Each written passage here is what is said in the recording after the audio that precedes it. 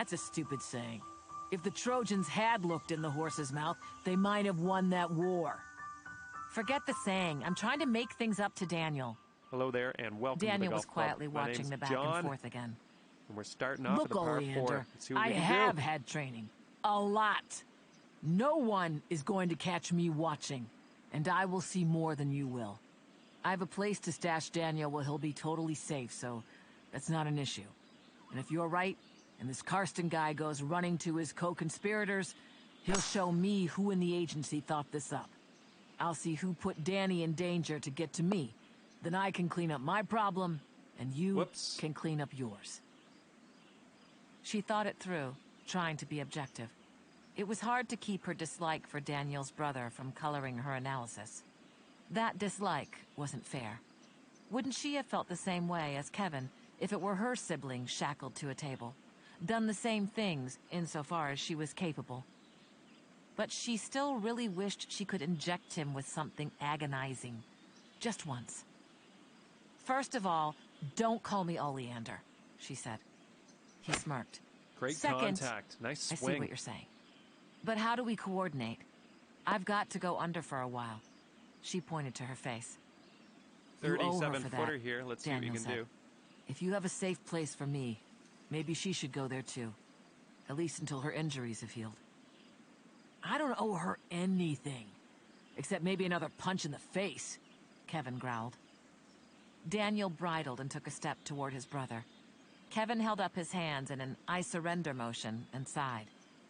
But we're going to want to move quick, so that might be the easiest arrangement. Besides, then she can give us a ride. The plane's a loss. I had to bail out on the way down. I had us hiking out of here. Daniel opened his eyes wide in disbelief. Kevin laughed at his expression, then turned to her with a smile. He looked at the dog, then back to her, and his smile got bigger. I think I might enjoy having you at the ranch, Oleander. She gritted her teeth. If Kevin had a safe house, that would solve a lot of her problems. Starting things off at even par. And she could spike his food with a violent laxative before she left. Okay, it's her time name to is send Alex, this ball on its Daniel way. corrected. I mean, I know it's not, but that's what she goes by. He looked at her. Alex is okay, right? It's as good as any other name. I'll stick with it for now. She looked at Kevin. You and the dog are in the back. Chapter 11. Once upon a time, when she was a young girl named Juliana, Alex used to fantasize about family road trips. She and her mother had always flown on the few vacations they took, if duty visits to ancient grandparents in Little Rock actually qualified as vacations. Her mother, Judy, didn't like to drive long distances. It made her nervous. Judy had often said that far more people were killed in car accidents than in plane crashes, though she was a white-knuckle. Ooh, tree got in the way on that one.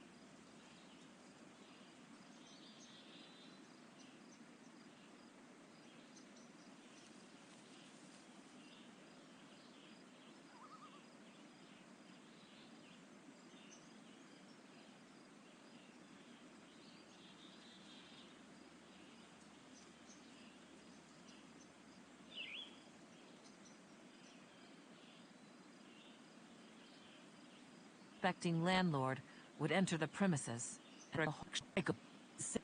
That's a stupid, at least. Her mother, many other things that upset Judy. By default, if duty visits to ancient grandparents in Little Rock actually qualified as vacations. Her mother, Judy, didn't like to drive long distances. It made her nervous. Judy had often said that far more people were killed in car accidents than in plane crashes, though she was a white-knuckle flyer too. Juliana had grown up unfazed by the dangers associated with travel, or germs, or rodents, or tight spaces, or any of the many other things that upset Judy. By default, she had to be the level-headed one. Like most only children, Juliana thought siblings would be the cure to the loneliness of her long afternoons, doing homework at the kitchen table, while she waited for Judy to get home from the dentist's office she managed. Juliana looked forward to college and dormitories and roommates as a dream of companionship. Except, when she got there, she found that her life of relative solitude and adult responsibility had rendered her unsuited to cohabitation with normal 18-year-olds. So the sibling fantasy took a beating, and by her junior year she had her own small studio apartment. The fantasy about a big, warm family road trip, however, had survived. Until today. Wow, it's gonna have to bite. To be fair, she would probably have been in a better mood if her entire body hadn't felt like one huge, throbbing bruise. Also, she had instigated the first argument, though quite unintentionally. When she drove across the county line, she'd rolled the window down and tossed out the small tracker she'd removed from Daniel's leg. She hadn't wanted to carry it with her for long, just in case. But she also didn't want to leave it right in the middle of her last base of operations. She thought she'd removed most of the evidence, but one could never be sure. Whenever she could muddy the trail, she took the time to do so. Okay. In the rearview mirror, she saw Kevin sit forward. He'd been able to retrieve a backpack he'd thrown from the plane when he jumped. Now he and Daniel looked fairly normal in jeans and long-sleeved t-shirts, one black, one gray. And Kevin had 2 new handguns. What was that? Kevin asked. Daniel's tracker. What? Kevin and Daniel said together. They spoke over each other. I did have a tracker? Daniel asked. What did you do that for? Kevin demanded. The dog looked up at Kevin's tone, but then seemed to decide everything was fine and stuck his face out the window again. She turned to Daniel first, looking up at him from under the ball cap that was supposed to be keeping her mangled face in shadow. How did you think your brother found you? He tracked me? Well, I guess he can't hit all the fairways. Where was it? Sore spot on your inner right thigh. Keep the incision clean. Pretty Try not deep to let it get rough infected. here. Not Do you gonna know what a pain sugarcoat it was to get that in place? Kevin grumbled. If you can track it, so can someone else. I didn't want to take chances with our position. Daniel turned around in the passenger seat to stare at his brother. How could I not know about this? Do you remember, about 2 years after the tramp left you? A hot leggy blonde at that bar you go to when you're depressed? What's it called? Lose. How do you even know about that? I never told you. Wait, did you have me followed? I was worried about you after the tramp. Her name is Lainey. Nice swing. Whatever. I never liked her for you. When did you ever like a girl for me? As far as I can recall, you only ever liked girls who wanted you. You took it as an insult if someone preferred me. And yeah, I think you could two-putt. The point is, all right, you 14 weren't feet yourself. to the hole. But having you followed was unrelated to the who followed me. It was just for a few months. Who? Some buddies of mine, not in the agency. A few cops I had a relationship with, PI for a little while. What were they looking for? Just making sure you were okay, that you weren't going to jump off a bridge or anything. I can't believe you. Of all the... Wait a minute. The blonde? You mean that girl, what was her name, Kate? The one who bought me a drink and she was a spy? Perfect. She saw Kevin grinning in the rearview mirror. No, she was actually a round. hooker. Kate isn't her real name. Apparently, no one on the entire planet besides me uses his or this her is the real fourth name. hole. I am living in a world of lies. I don't even know Alex's given name. Juliana, she said at the same time Kevin did. They cast irritated looks at each other. He knew? Daniel asked her, offended. It came up while you were unconscious. It's the name I was given at birth, but it's really not me anymore. It doesn't mean much to me. I'm Alex for now. Daniel frowned, not entirely mollified. Anyway, Kevin went on in the tone of someone who was telling a joke he really enjoyed. the blonde was supposed to get you back to your place, but you told her that your divorce wasn't finalized yet, and it didn't feel right. Someone's Kevin gonna need to laughed bite. raucously. I couldn't believe it when I heard. But it was so you. I don't even know why I was surprised. Hilarious. But I don't see how that little exchange got a tracking device into my leg. It didn't. I just really liked that story. Good stuff. Anyway, that's what was such a pain. This next one's the for hooker Birdie. was easy to set up, and if you'd taken her home, having the tracker placed would have been enjoyable for you, at least. Getting you into your GP's office was a lot more work, but eventually I got a temp in the front office to call you in for a checkup. When you got there, you saw one of the new partners, a guy you'd never seen before. Daniel's mouth popped open in disbelief. He told me I had a tumor. A benign tumor, which he took out right there in the office with a local anesthetic and immediately assured you was nothing. He didn't even charge you.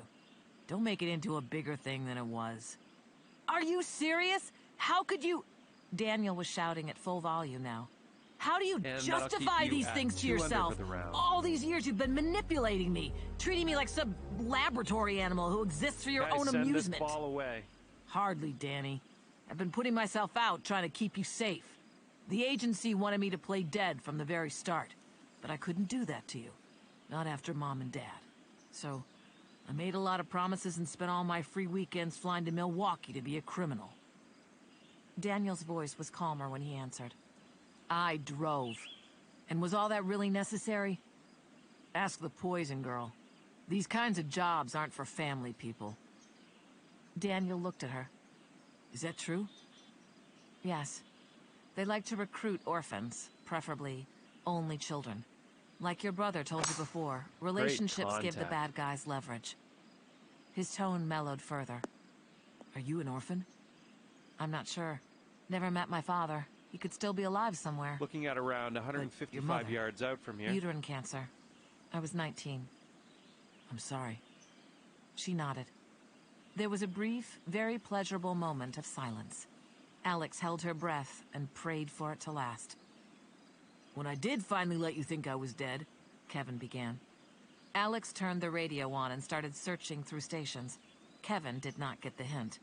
Daniel just stared through the windshield. I was just starting with Enrique de la Fuentes. I could tell in the first few days that it was going to get out of hand. I knew what he'd done to the families of his enemies. It was time to set you free. Free yourself from the visitation charade, you mean? Daniel muttered. Alex found a classical station and turned it up so she could hear it over Kevin's voice. That's when I put the tracker in. I needed to know you were okay. No one was watching you anymore. Just me.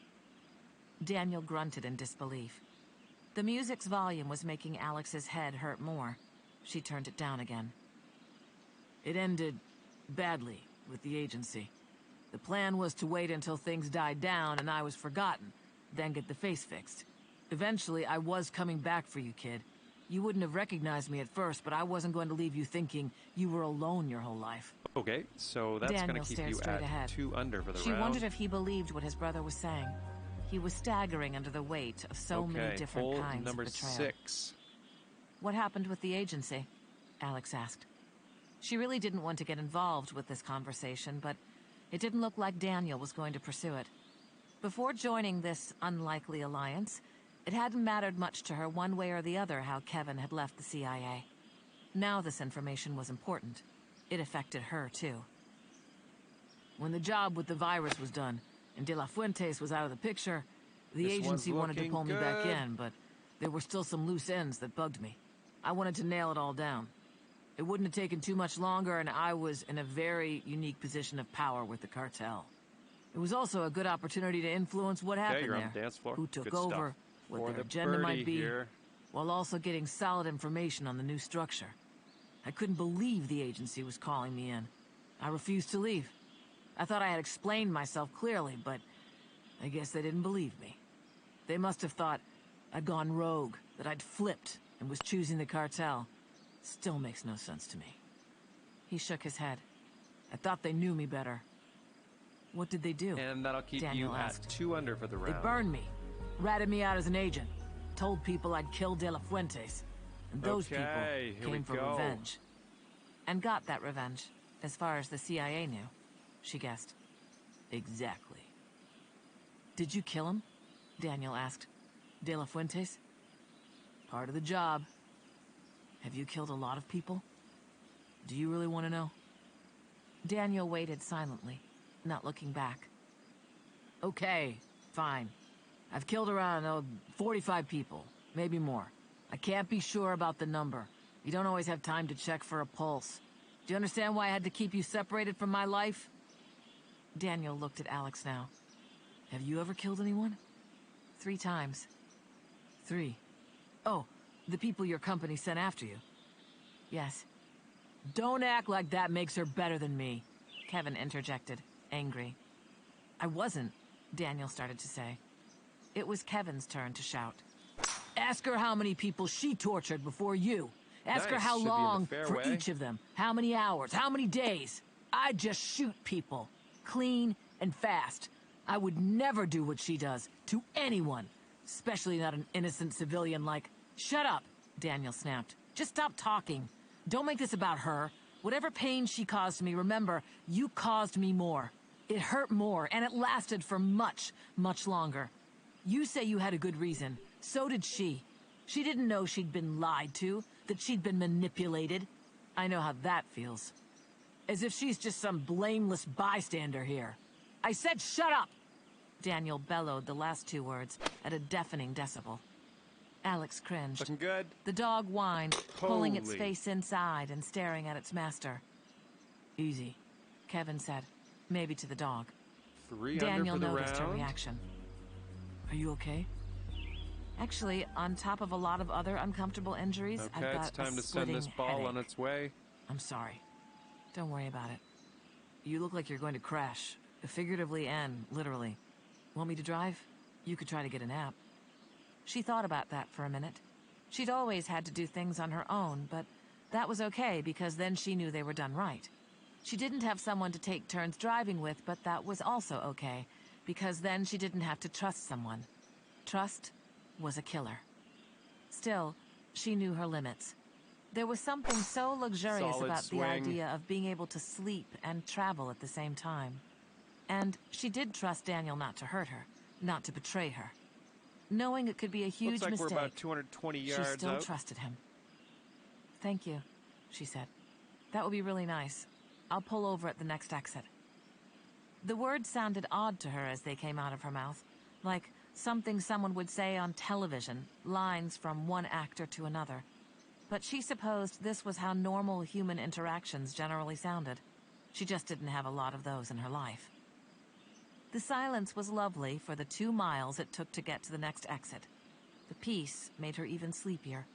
Her eyelids were already doing the involuntary slow blink as she pulled off onto the dirt shoulder. No one spoke while they made the exchange. Kevin's head lolled back on his seat, eyes closed. Daniel touched her shoulder lightly as he passed her. Tired as she was, she didn't fall asleep immediately. Okay, you're At on the first, green. she thought it was the You could say weirdness that. of having the car moving beneath her. Her body assumed from long habit that she would be the one at the wheel, and knew sleep was not allowed. She peeked at Daniel a few times from under her hat, just as reassurance. He knew how to drive a car. It was okay to relax. Sure, the seat was uncomfortable, but not much worse than her usual nighttime setup. She'd taught herself to get rest where she could, but her head felt too unrestrained. As soon as she realized this, she knew it was the gas mask she was missing. It had become part of her sleep ritual. Understanding the problem helped. She pulled her baseball cap farther down over her sore face and told herself to relax. She'd strung no wires today. No poison gas threatened. Okay, for the birdie. Everything was okay, she promised herself. It was dark when she woke up. She felt stiff, incredibly sore, and hungry. She also really had to pee. She wished she could have stayed asleep longer and thus avoided all of these unpleasant feelings, but the brothers were arguing again. She'd been out for a long time, she knew, so she couldn't blame them for forgetting her, And that'll but she keep you at wished they 3 hadn't under been for the arguing round. about her when she awakened. But she isn't pretty. Kevin was Ninth hole saying as she coming up. began to surface. You don't even know what she looks like. Daniel replied angrily. You mauled her face before you had a chance to introduce yourself. It ain't just about the face, kid. She's built like a skinny 10-year-old boy. You are the reason why women think all men are dogs. Also, the term is sylphid. You read too many books. You don't read enough. I call it how it is. You have limited perception. Hey, it's okay, Alex interrupted. There was no graceful way into this conversation, but she didn't want to pretend to be asleep. No offense taken. She pulled the hat off her face and wiped away the drool that had leaked from her damaged lip.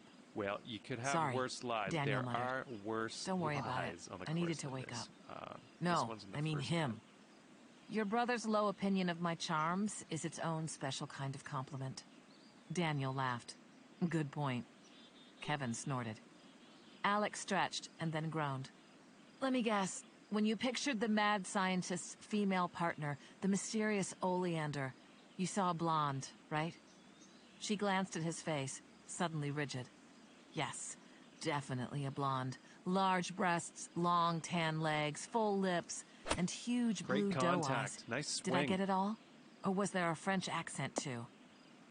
Kevin didn't respond. She glanced back at him. He stared out the window as if he weren't listening to her. Got it in one, she laughed. He was always a fan of the obvious, Daniel said. I never saw one of those on the job, Alex told Daniel.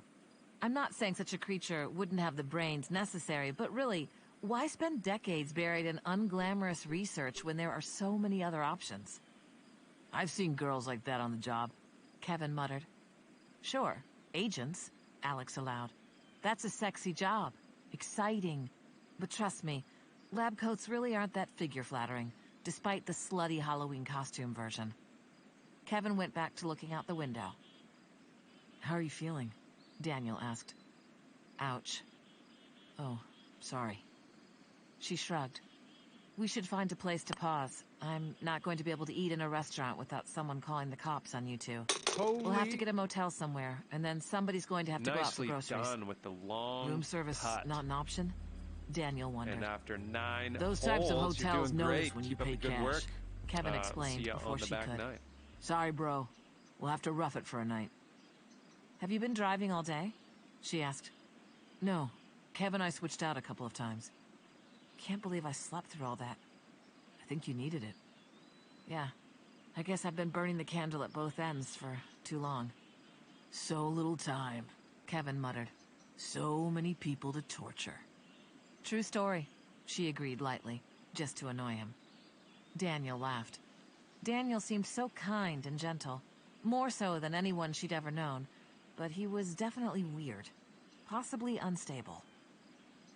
They found a small place on the outskirts of Little Rock. Swing. Alex thought she ought to recognize the city just a bit, but nothing reminded her of her childhood visits to the grandparents.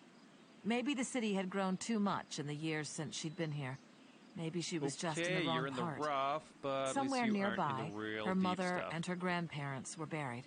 She wondered if that should make her feel something. But the place didn't really matter. She was no closer to them for being closer to the remains of their genetic material. Kevin insisted on making the arrangements at the front desk. It was probably for the best that Kevin took the lead now. Alex was out of commission, thanks to her face, and even if she had looked fine, he was still the expert. She knew only what she'd learned through theoretical research and a couple of years of trial and error. Kevin had been taught so much more, and he'd proved it all in the field. Solid Daniel swing. wasn't even an option. Oh, his face was fine, but his instincts were all wrong. Case in point, the way he argued when he saw that Kevin had gotten them only one room. It hadn't occurred to him that a hotel clerk would be more likely to remember a man who came in alone, yet paid cash for 2 rooms. And when Kevin parked 3 doors down from their actual room, Daniel didn't understand why. Misdirection, they explained. But it was foreign to everything Daniel had ever known, every habit he'd formed. He thought like a normal person who'd never had anything to hide. There was a lot he was going to have to learn. He even asked if they should get permission before they brought the dog into the room. It had only one bed, but Alex had been asleep for 12 hours straight, so she was happy to be the lookout. Kevin went out for a half hour and came back with cellophane-wrapped sandwiches, sodas, and a large bag of dog food. Alex scarfed her sandwich down and then chased it with a handful of Motrin. Einstein ate just as enthusiastically as she had, straight from the bag. But Daniel and Kevin were more relaxed about the food, Apparently, she'd missed a couple of stops at the drive-thru too. Okay, let's plunk her in the fairway. A quick assessment of herself in the scratched bathroom mirror was not encouraging. Her nose was swollen to twice its normal size, red and bulbous. On the plus side, odds were it would heal up differently than it began, thus changing her appearance a little. Maybe not as aesthetically pleasing a result as she would get from plastic surgery, but probably less painful on the whole, or at least faster. Her black eyes were an impressive contradiction to their name, boasting a rainbow of colors from jaundice yellow to bilious green to sickly purple. Her split lip puffed out from either side of the scabby fissure like flesh balloons, and she hadn't even known you could develop bruises inside your mouth. There was one stroke of luck. She still had all her teeth. Getting a bridge would have been tricky. It was going to be a while before she could do anything. She really hoped Kevin's safe house lived up to the name. It worried her to be headed into the unknown. She hadn't prepared anything, and that was 100% unnerving. She showered and brushed her teeth, a more painful ordeal than usual, and slipped into her black leggings and a clean white tee. She'd reached the limits of her wardrobe. Hopefully, the safe house had a washing machine. Daniel was asleep when she came back out, stretched out on his stomach with one hand under the pillow and one arm falling over the edge of the bed, Doesn't look like it's on the fairway, but brushing it's all the right. faded carpet. His sleeping face was really something else. Like before, when he was unconscious, Ooh, look at his you, innocence and skirting serenity danger didn't out seem to there. I belong stand in the corrected. same world that she did. Kevin wasn't in the room, and neither was the dog. Though she assumed the dog had needs, she couldn't bring her alert level down from orange-red until they'd returned. Kevin didn't acknowledge her, but the dog sniffed her once as it passed. Kevin lay down flat on his back, his arms at his sides, and immediately closed his eyes. I think this He is didn't gonna move need to bite. again for 6 hours. The dog jumped onto the end of the bed Nice, and ended curled up up just with fine its after tail that over shot. Daniel's legs, Okay, 20 and its feet head to pillowed on the Kevin's cup. feet. Alex sat in the only chair. The carpet was just too questionable for her to lie on the floor, and bent over her laptop, surfing the news. She wasn't sure when Daniel's disappearance would be noticed, or if it would be broadcast when it was. Probably not. Grown men wandered off all the time. For example, her father. That sort of thing was too common to make waves, unless there was some sensational detail, like dismembered body parts in his apartment. There was also no story yet about the crash of a single prop plane in West Virginia. No fatalities or injured found. Still trying to locate the owner. But she doubted the news would merit more than just a note in a local online paper. When it did surface, there would be nothing in the report that would catch anyone's attention in D.C. 3 under for the round. She exhausted her search for information that might endanger them. It seemed that for now they were in the clear on that front at least. Let's let her rip. What was Karsten thinking right at this moment? What was he planning? She wasn't due to deliver Daniel until Monday before school, and it was still only Saturday, well, almost Sunday. The department knew she wasn't going to crack Daniel. He had nothing to spill. They had to know she would eventually learn of the identical twins' existence. They must have been pretty sure of Kevin's status in the land of the living. They had expected him to be drawn out into the open early in the game, and they'd been right about that. The only thing they hadn't foreseen was that the torturer and the assassin might have a conversation. It would never have shaken out this way without Daniel's interference. He'd been a ploy for them, just a pawn moved into peril to lure the more critical players into the center of the board.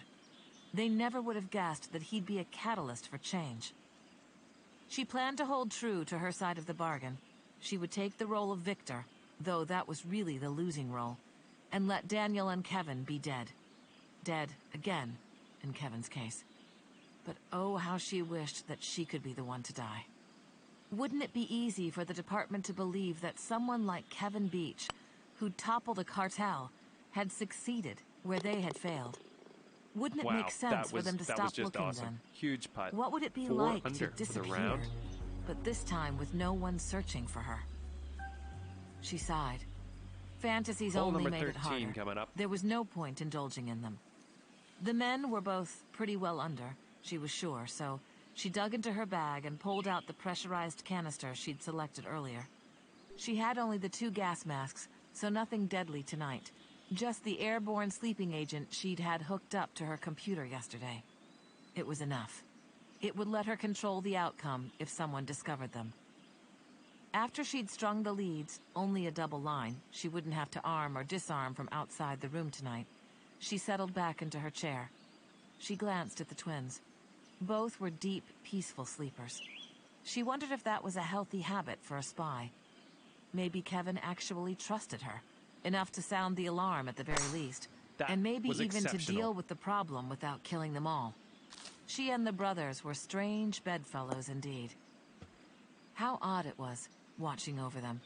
It felt wrong, and she'd expected that. But it also felt good, satisfying some need she'd never known was there. And that she hadn't expected. She spent some time thinking about her analysis of the situation, searching for flaws in her theory. But the more she looked at it, the more it made sense. Even the woeful lack of evolution in her would-be assassins. By the third try, someone should have been aware of her system and changed the approach. Made sense in this light. There had never been any operation, just expendable individuals sent after her with little or no briefing. She thought through every conjecture 2 or 3 times, and felt more confident than ever that she finally understood the ones hunting her. And then she was bored. Could be in the rough here. What she wanted to do was log on to the website of Columbia University's pathology program and read the latest doctoral dissertations, but it wasn't safe to do that while the department was actively trying to locate her, which she was certain they were. The department couldn't trace every connection anyone made to her old interests, but this one might be too obvious. With a sigh, she put in earbuds, opened up YouTube, and started watching a tutorial about field stripping a rifle. It probably wasn't anything she'd ever need to know, but it couldn't hurt. Now that was Kevin a swing. woke up at 5:30 on the dot.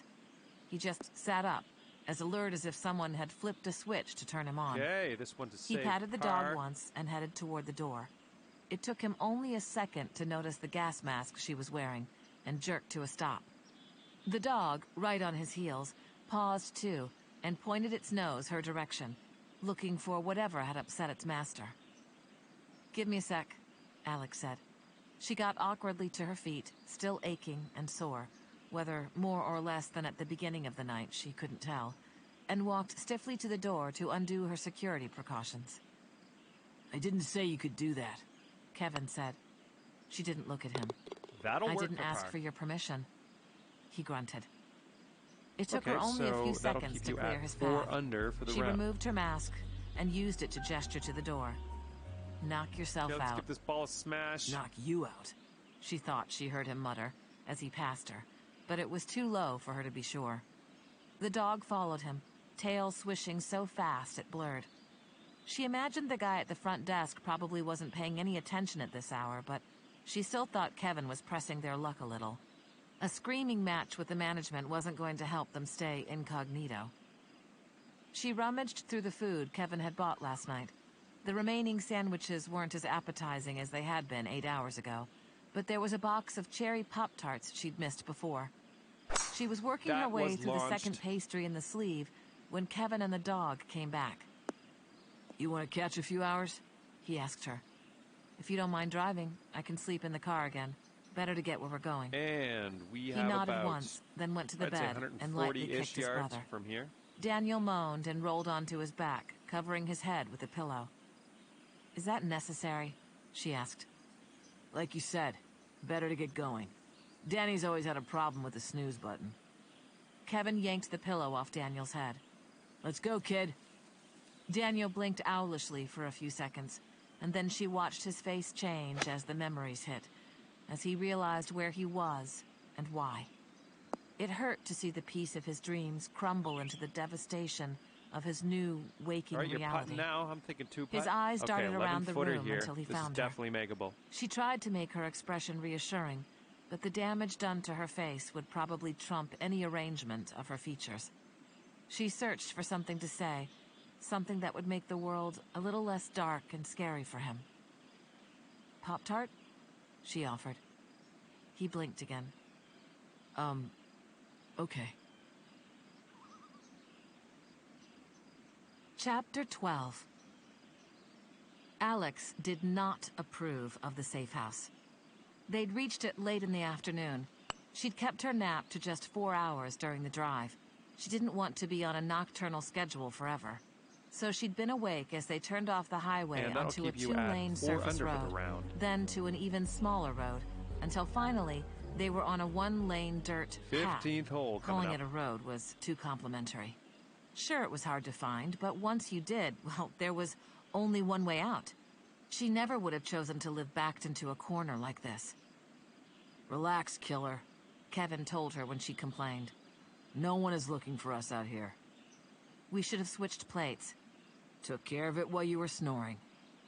You weren't actually snoring, Daniel said quietly. He was driving now while Kevin directed. But it is true that we stopped at a junkyard and stole a few license plates. Nice drive. So, we're trapped out here on a dead-end lane while Mr. Smith goes to Washington, she muttered. It's secure, Kevin snapped in a tone that was clearly intended to close the discussion.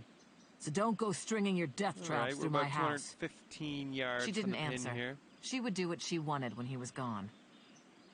At least his setup was far away from neighbors. They drove for at least 15 minutes down the dirt path without seeing any evidence of other human beings.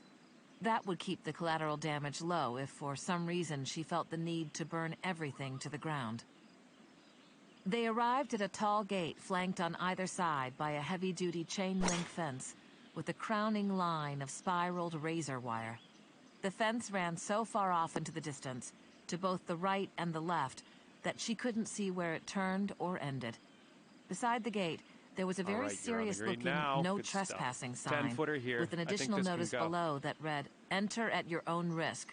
Owners are not liable for injuries or harm that may result from trespassing." Subtle, she said. It gets the job done, Kevin responded. He pulled a key fob from his pocket and clicked a button. The gate swung open and Daniel drove through.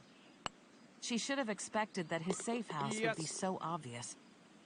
After a few more miles, the house came into view like a mirage, its dull gray second story hovering on a light haze over the dry yellow grass. Here and there, a few dark, scrubby trees studded the grassland with some texture. Over it all, the washed-out blue sky stretched to infinity. She'd never been totally comfortable with the Great Plains.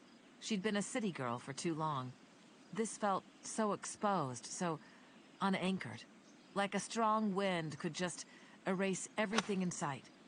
Which probably did happen around these parts Heading towards the biannually. water. She really hoped it wasn't tornado season. The rest of the house was revealed as they topped a low rise in the mostly flat road. It was large, but dilapidated. 2 stories high, with a rickety porch wrapped around half the ground floor. The coarse, dead grass ended about 20 yards from the house, replaced by sand-colored gravel that covered the dirt up to the cracked lattice that attempted to camouflage the foundation. The only breaks in the monotone vegetation were the house, the stunted trees, the reddish scar of the dirt lane, and then several indistinct shapes that were in motion, roving along the edges of the road. She'd seen a lot of cows on the way in, but these animals looked too small to be cows. They did seem to be furry, ranging in color from black to brown to white to a combination of all three. The shapes started to converge on the car, moving a lot faster than cows. Einstein's tail began wagging so ferociously that it sounded like a small helicopter in the back seat. What is this place, Kev? My retirement plan. The animals reached the car, half a dozen dogs of various sizes. Fantastic, Alex thought. One could have been Einstein's twin, another was gargantuan, looking like it was more clearly related to equines than canines. She recognized a Doberman, 2 Rottweilers, and a traditionally colored German Shepherd. On the approach, the dogs had been totally silent and aggressive in their posture. But as soon as they saw Einstein, all the tails started wagging, and they shared in a raucous chorus of barks. I train dogs for placement as guard dogs, commercial and private ownership. I also sell a few to families who just want a really well-behaved animal. How do you keep this under the radar? She wanted to know. You can drive, Danny. They'll get out of the way, Kevin instructed. Daniel had come to a stop when the dogs surrounded the car. Now he eased carefully forward and, as promised, the dogs moved to flank them and follow them in. Kevin then addressed Alex. Nothing is Nice. in my name. No one ever sees my face. I have a partner for that. As he spoke, she saw a figure walk out onto the porch, a large man wearing a cowboy about hat. 130 yards She couldn't out. make out any other details from this distance. Everybody knows the dog ranch is out here. Nobody bothers with us. It has no connection to my past life. Kevin was saying, but she wasn't paying much attention. Her eyes were riveted on the man waiting at the top of the porch stairs. Kevin noticed her preoccupation. What? Arnie? He's good people. I trust him with my life. She frowned at that expression. Daniel was looking at her too. Great He contact. started to slow. Is there a problem, Alex? He asked in a low voice. She heard Kevin's teeth grind behind her. It was Nice approach obvious shot how there. much he For hated the way the Daniel turned to bird. her for guidance. It's just... She frowned, then gestured to Daniel and his brother. This is already a lot for me. The two of you. I don't know how to trust even you, let alone another person, who only this one vouches for. She pointed at Kevin, and he scowled. Well, that's just tough, Shorty, Kevin answered. because this is your best option, and the guy I vouched for is part of the deal. If you want to execute this plan of yours, you'll have to suck it up. It will be okay, Daniel reassured her. He put his right hand lightly over her left. Stupid how something like that could make you feel better. Okay, so It wasn't that'll like keep you Daniel at comprehended 4 even the under most for the round. basic elements of the danger they were in. But still, her heartbeat Put this ball decelerated down a in the tiny bit, fairway. and her right hand, unconsciously clenched around the door handle, relaxed. Daniel drove slowly. The dogs kept up with them pretty easily until they stopped on the gravel. She was able to get a better look at the man waiting for them. Arnie was a tall, heavy-set man, part Latino, maybe part Native American. He could have been 45, but he could have been 10 years older, too. His face was lined, but it looked like the kind of leathering that was due to wind and sun rather than age. His hair, which hung several inches below the hat, was This is a salt and beauty. pepper gray. He stared at them without any emotion as they stopped, though there was no way he could have expected a third passenger, even if Kevin had told him about 150 Daniel. yards-ish. Einstein exploded out of the car as soon as Kevin cracked the door open and immediately set to sniffing and being sniffed. Daniel and Kevin climbed out almost as quickly, eager to stretch their long legs. Alex was more hesitant. There were a lot of dogs, and the brown-spotted horse dog looked to be taller on all fours than she was standing. They seemed to be occupied with one another at the moment, but who knew how they would react to her? Don't be such a coward, Oleander, Kevin called. Solid swing. Most of the dogs had converged on him now, nearly forcing him to the ground with the combined weight of their greeting. Everyone ends Daniel up came in around the car beach and opened the door from for time her, to time. then offered his hand. She sighed, irritated, and got out on her own. Her shoes crunched on the gravel, but the dogs didn't seem to notice her. Arnie, Kevin called over the sound of the happy dogs. this is my brother Danny. He'll be staying here. And, a temporary guest, I suppose. Don't know what else to call her, but guest seems kind of over-positive, if you know what I mean. Your hospitality takes my breath away, Alex murmured. Daniel laughed, then climbed the stairs in 2 quick steps. He offered his hand to the stone-faced man, who didn't look as tall standing next to Daniel, and they shook. Nice to meet you, Arnie. My brothers told me Good nothing job at out all there. about you, 4 so under at the I end look of your forward to round. getting to know you better. Well, thanks.